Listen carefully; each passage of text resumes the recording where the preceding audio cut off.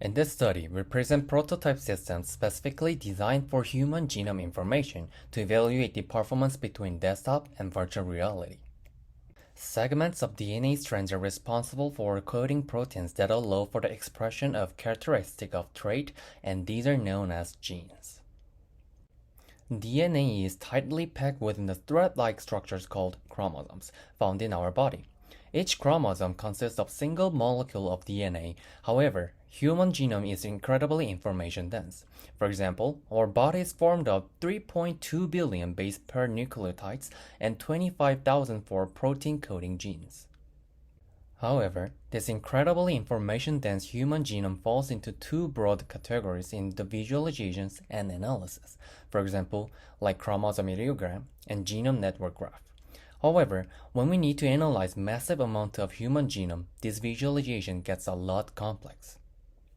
To overcome this significant limitation, researchers have proposed the use of multi-focus interaction to enable carrying information from multiple sources and visually examining them together. One commonly employed technique for multi-focus interaction is the use of insets. Insets are additional windows that display detailed information from selected portions of the overview. However, dealing with the multiple insets on the desktop screen can be cumbersome due to the limited physical size of the screen. Exploring the potential of leveraging the expansive display space offered by virtual reality, some initial investigations have been conducted. However, there has been a lack of empirical comparisons between insets on desktop screens and those in VR.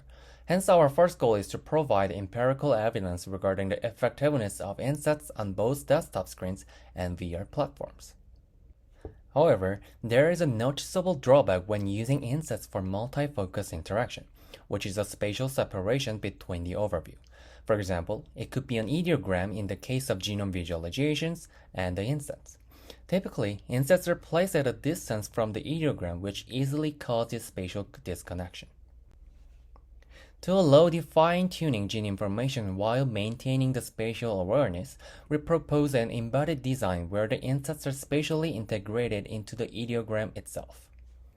To test the impacts of all these limitations and effectiveness, we implemented three conditions: VR embedded, VR insets, and desktop.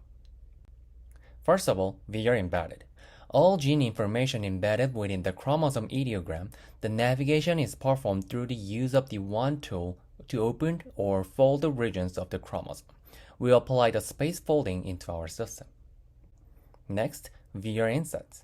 Gene information visualized within a separation from the ideogram. The navigation performed through the use of viewing tool that was passed through the ideogram. Intersected regions and genes visible on a separate and movable window. And we apply the multi-window insets into our system. Similar to VR insets, we apply the multi-window insets into our system, but in the desktop applications. Users were able to drag and drop the viewing window to see the details of the gene information. In summary, we are investigating the effects of computing environments and gene information placement. To effectively test the impacts of the three conditions, we have selected three navigation tasks where key features to know or analyze when working with genomic data, which is identification, comparison, and summarization. First of all, for the identification tasks, they were supposed to identify the region with a specific gene count. The number of gene counts appeared when they hover over the ideogram using a wand, or when they put a viewing window into the ideogram. For the comparison tasks, they were asked to compare across two given regions to find the dominant strands. Two strands were provided, plus strand and minus strand. Plus strand was indicated from the bottom to top and top to bottom for the minus strand. In this condition, they were supposed to navigate more extensively than the previous task. Lastly, for the gene summarization task, they were supposed to summarize the dominant traits of the given chromosome that were scattered through the genome. The traits were indicated with three different colors: blue, green, and red. Our findings and discussions from the test study will center on these two areas: the trade-off between the use of insets in VR and desktop, and the trade-off between embedded and spatially separated insets in VR. First of all, we found that desktop interaction consistently outperformed VR Insets in terms of task completion time across all tasks, for example, identification, comparison, and summarization. Even more, in the identification task, desktop interaction performed better when participants needed to identify the region of specific gene count and required a smaller portion of the chromosome to be explored. We observed that physical movement in VR during the process of setting up the workspace took longer than clicking and dragging on a desktop. So, once the participant finished the setup, the time for interacting with chromosome ideograms between desktop and VR Insets was close to equal. In summary, desktop interaction had a better completion time due to the lower physical demands and performed better in the tasks that did not require multi-focus. However, participants tended to be slightly more accurate and confident with VR Insets for the task that leaned more on using multi-focus viewing windows for carrying the ideograms. Next, we found that for the gene identification task, the VR embedded method performed better and had a faster completion time than VR Insets. In addition, VR embedded required less of the chromosome to be explored, which leads to a faster time in identifying the required gene region. We believe this could be potentially due to the gene information being directly embedded into the ideogram. VR embedded again outperformed VR Insets for summarization tasks. We observed that user could quickly get an overview of traits distribution with embedded and visible traits markers along the ideogram, while VR Insets needed to scroll through the viewing window. This was reflected in the VR embedded being about a minute faster and giving participants a higher degree of confidence. For the gene comparison task, which required participants to compare two regions far apart, VR Insets performed better. In VR Insets, participants could position the viewing windows for the purpose of side-by-side quick comparisons.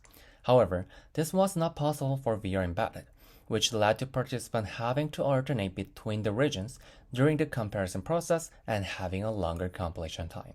In summary, we found that VR embedded performed the best for single target identification and summarization, while VR Insets was the optimal choice for comparison-based tasks. Our findings indicate that VR embedded was the fastest in summarizing gene traits. On the other hand, desktop outperformed the others in identifying and comparing gene, but it was ranked as the least preferred option by participants when compared to other VR conditions, and VR embedded was ranked as most preferred option.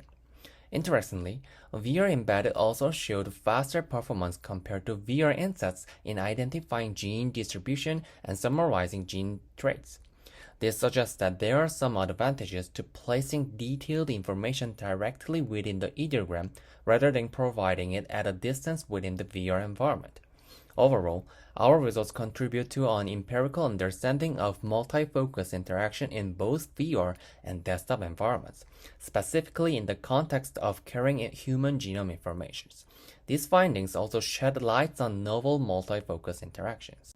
We have developed and evaluated 3 different interaction methods for visually carrying human genome information.